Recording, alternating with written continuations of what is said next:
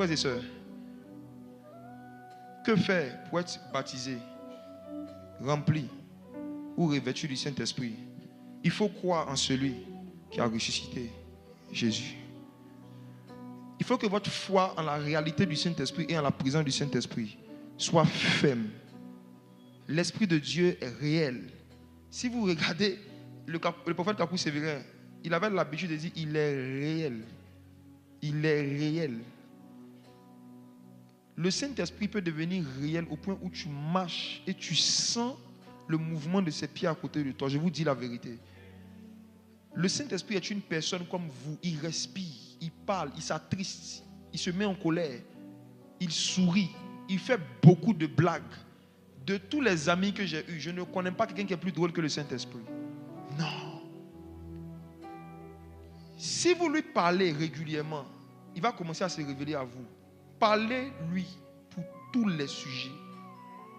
Il ne veut pas seulement être votre Dieu, il veut être votre ami. Un Dieu, on ne lui parle que des choses spirituelles. Un ami, on lui parle de tout. De tout. L'Esprit nous aide.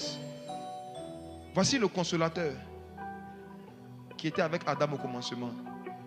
Et il était avantageux pour nous que Jésus-Christ, homme, s'en aille. Sinon, il ne serait pas venu.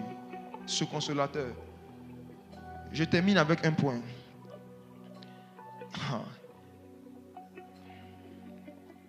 Dans quel état de cœur faut-il être pour recevoir le Saint-Esprit? Que ce soit rempli, revêtu. Acte 5, verset 32.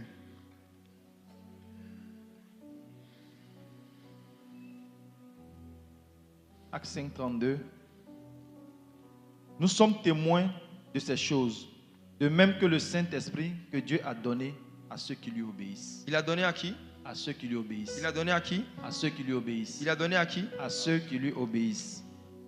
Le jour où tu vas vouloir être rempli du Saint-Esprit à nouveau, où tu vas vouloir recevoir une nouvelle mesure de l'Esprit, il y a une obéissance que Dieu va mettre sur ton chemin.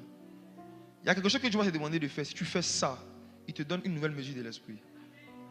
Le jour où tu vas vouloir être revêtu du Saint-Esprit, il y a quelque chose que Dieu va te demander de faire aussi. Quand tu vas faire ça, tu seras revêtu du Saint-Esprit. Le jour où tu vas vouloir être pour la première fois, vous qui n'êtes pas encore baptisé du Saint-Esprit, tu vas vouloir être baptisé du Saint-Esprit. Il y a une obéissance que Dieu doit voir dans ton cœur par rapport à quoi? Au message qui dit répentez-vous. Je parle maintenant à ceux qui n'ont jamais été baptisés du Saint-Esprit. Le jour de la Pentecôte, lorsque les gens qui n'avaient jamais été baptisés du Saint-Esprit ont demandé qu'est-ce qu'ils doivent faire pour être baptisés, Pierre a dit répentez-vous et vous recevrez le don du Saint-Esprit.